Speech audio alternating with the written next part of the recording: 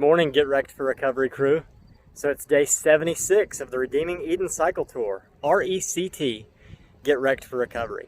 A bicycle ride across the United States to raise awareness that there are addiction recovery options available, that you don't have to die in your addiction. There's churches, Celebrate Recoveries, rescue missions, so many other places around the nation, around the world that just want to talk to you and help you and love you if you find yourself bound by addiction. So I'm actually away from the campsite that I stayed at last night at the park. Craziness last night. So all the way from Washington till now, I haven't really dealt with too many stickers, the little thorny things, and hadn't dealt with too many fire ants. Well, I got one of those last night, and that was stickers.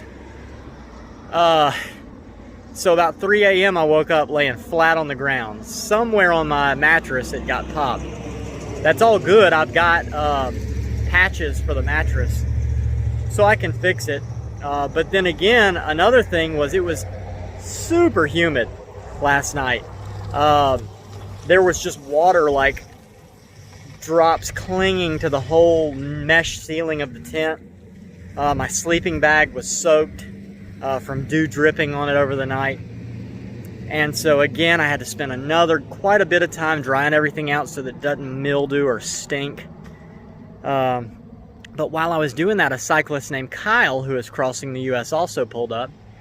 And we had a conversation, and he said, you know, that Great Bend is really the next good place to stop. They have a bike shop, so I should be able to check on a screw for my cleat on the pedal. And he said after that it's 56 miles with no services. And so that's 70 miles away. Well, when we started looking for a campground, we couldn't find one. So neat thing, yesterday Jeremy Kinder came across my channel and sent me a Facebook friend request and ended up sending $100 through Venmo. And he said, buy yourself a hotel and dinner and don't forget the dessert. And I was like, that's awesome. Thank you so much. So while Kyle and I are standing there talking today, he said, you know, if there's not a campsite, we can go in halves on a room. And so I was like, oh, that's perfect. That's exactly, you know, how much I'll have. I love it. I love it. I love it. I love it. I love it. So Kyle and I swapped numbers. And that's why I didn't record the video this morning. I was so busy kind of thinking about all that and talking with him, and we rode off together. I came here to the hardware store to find out if I can find that screw. It's like a 4mm stove bolt, but not slotted. It's either Phillips or Allen wrench. And they didn't have any here. This guy told me a couple other places to go. He also told me a good place to go eat. So that's where I'm headed to now. And yeah, I'm going to go ahead and get that stuff done and try to make it 70 miles into Great Bend. I am going to go ahead and call the bike shop there just in case and see if there's any way that they have what I need there. Because, they'll be closed by the time I get there tonight, and I doubt they'll be open on a Sunday. But yeah, let me go eat, take care of all this business, and I will get back to showing you guys the rest of crazy Kansas in just a minute. I love you. I'll see you later. All right, so I just stopped in here to Bumper in Ness City, and I was asking, about the bike parts, and the guy started telling me all the bike shops, where they were, what cities, where I could go off to another city, how many miles it would be. And I was like, man, you're really familiar with this. He was like, yeah, I've actually done the Transamerica Trail. I said, oh, awesome, when did you do it? He said, 77, 78, 79. 81, 82, 83, 84, 85, 86. And I was just like, okay. So he's essentially a legend of the Transamerica Trail. His name is Charlie McIntosh. And man, he's rode all over the United States by bicycle. And so I'm so glad to have stopped in because I was able to have a really good conversation with him. And it was just really neat. It was a really good time. He gave me a lot of tips, a lot of info that I need to know as I move farther east. We talked about Missouri. We talked about Vesuvius that I'll climb in Virginia. And yeah, just a good time. I'm so glad that I stopped in here and talked to Charlie McIntosh. Yeah, I love how just all this stuff just comes together. I had no idea it was going to be a guy, you know, at bumper to bumper that has rode the Transamerica Trail that many times. So anyway, it is now 12:30 and I've got 70 miles to go. So this is going to be quite a push. This is going to be more than I had to push yesterday to make it. But another thing Charlie was telling me was that there is nothing in between here and Great Bend, like one gas station. And then after Great Bend, it's 56 miles with no services. So yeah, not looking forward to that. But I'm going to go ahead and stock up here at the grocery store and get on the road, hopefully by 1. So let me do that. I love you guys. I'll see you later.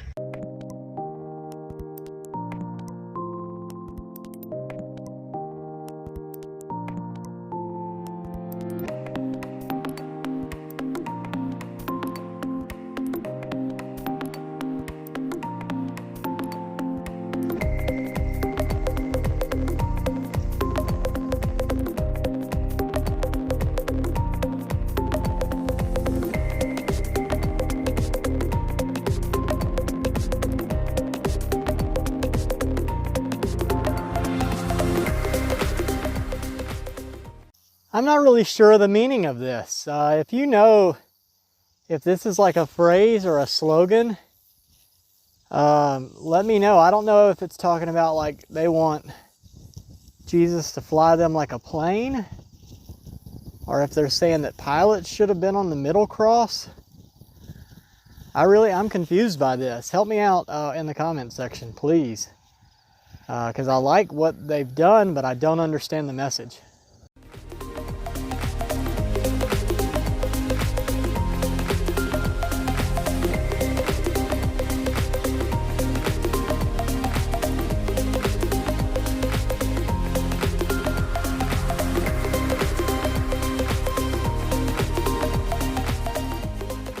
Alright, so I stopped here in Alexander, Kansas. This is the end of map number 7 for the Transamerica Trail, and the beginning of map number 8, which goes from Alexander, Kansas to Girard, Kansas.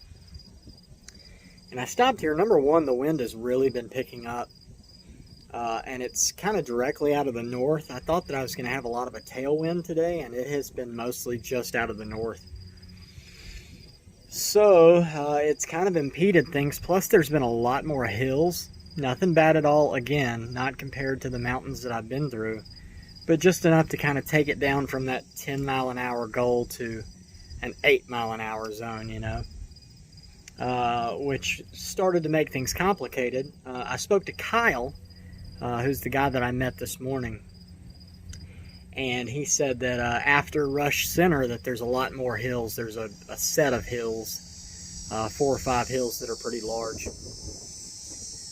So I'm kind of looking at things now, and I think that I'm going to go to Rush Center. It's 13 miles from here. I've been 20 so far today, so that would be 33 miles.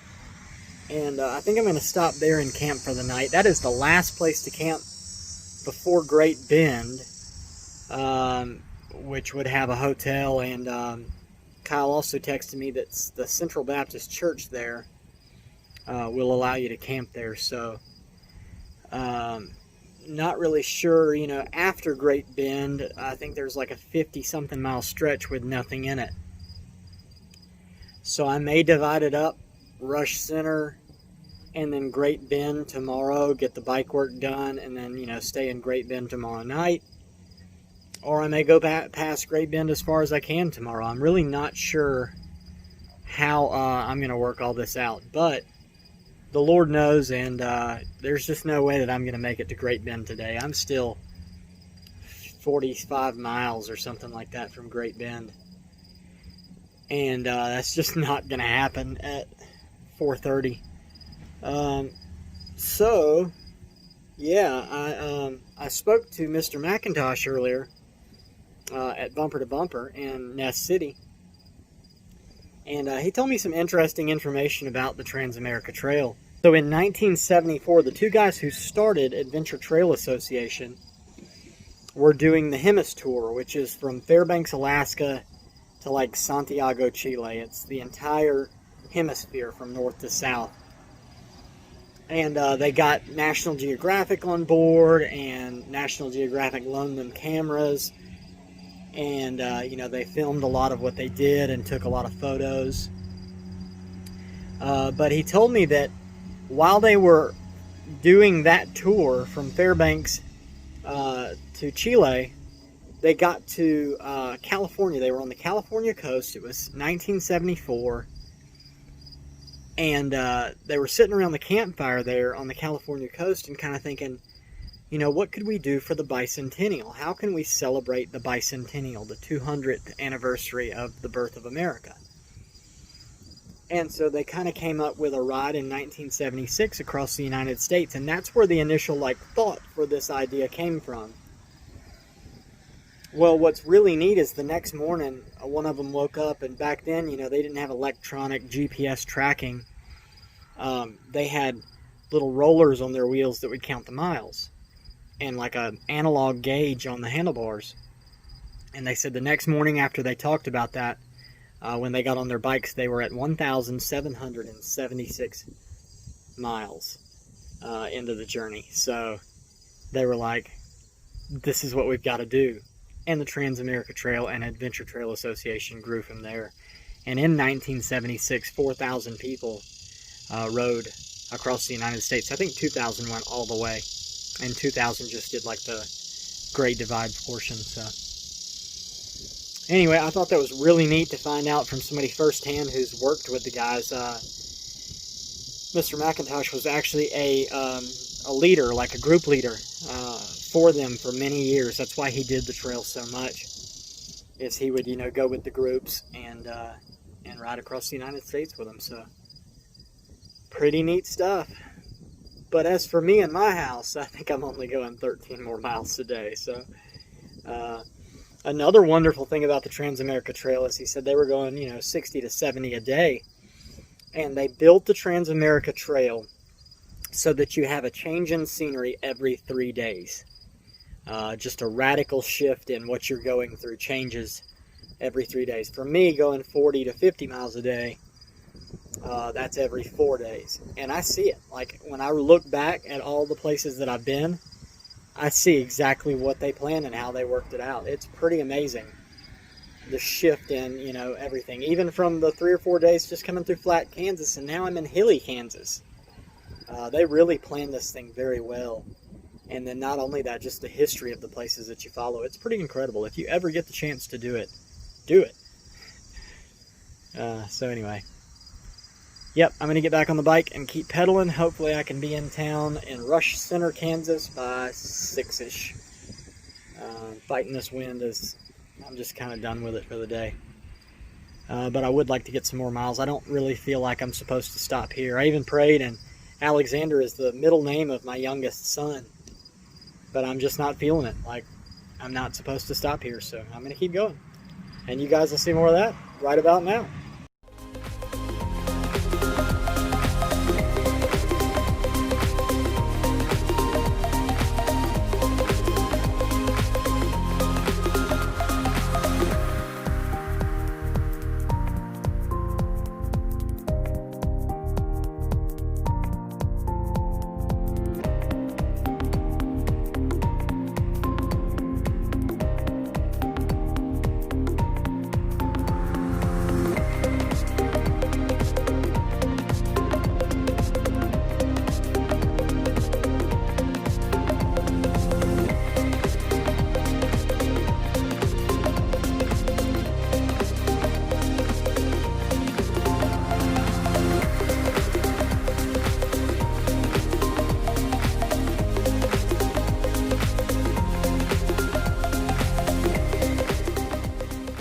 Right, so as you can see, I made it to Rush Center. Nice little town. It is very, very small. But so there's a gas station on the northwest corner of the intersection here at the stop sign. And so as I came into town, I was like, you know, coming by, and there was a restaurant, bar, pub, and I was like, I'm not really feeling it. I wonder, you know, if the gas station's got any food. And so I stopped in and I talked with Mallory there. And if you're riding the Transamerica Trail, definitely go stop at the gas station. They have burgers that are fired on a Traeger grill, and just all kinds of foods and snacks and whatever you might need for your journey. So yeah, I talked with her for a while, ate a burger, and now I've come over here to the park. I'm going to set up my tent. It's right at sunset. The sun is going down. But yeah, really nice little area of the world. I really like this town. It's just one of those small town America towns, you know. So I'm going to go ahead and end the video here for the night. If you know anyone who has passed away from addiction in any form or fashion, please drop their name in the comments or find me on Facebook, Adam Lineberry, Mobile, Alabama, and I would love to ride for your person. If you know anyone who is actively addicted, share this with them. I don't want to see anybody else die from addiction, and I know that you don't either. So let's use YouTube as a tool to save a life, potentially. If you know anybody who's in recovery, share this with them. We're all in it together. We're a tight-knit community, and I need the recovery community's support and prayers as much as I pray for and support the recovery community. And don't forget that Redeeming Eden is a non-profit ministry through International Gospel Outreach. I'll leave a donation link in the description. You can go there, you can donate one time, you can donate monthly. It's whatever the Lord puts on your heart. If He puts it on your heart just to pray, then just pray. Really, really good day. Made it about 35 miles, I think. I'm going to wake up early in the morning. I know I say that all the time. I'm really going to wake up early in the morning tomorrow and make it down into Great Bend. The guy from the bicycle shop there, I talked to him earlier. He texted me his number. So I can call him even though they're closed on Sunday, and he's going to try to help me out with the pedal, which is very cool. So yeah, from here in Rush City, Kansas, I love you guys. Jesus loves you. I'll see you later. Have a good night.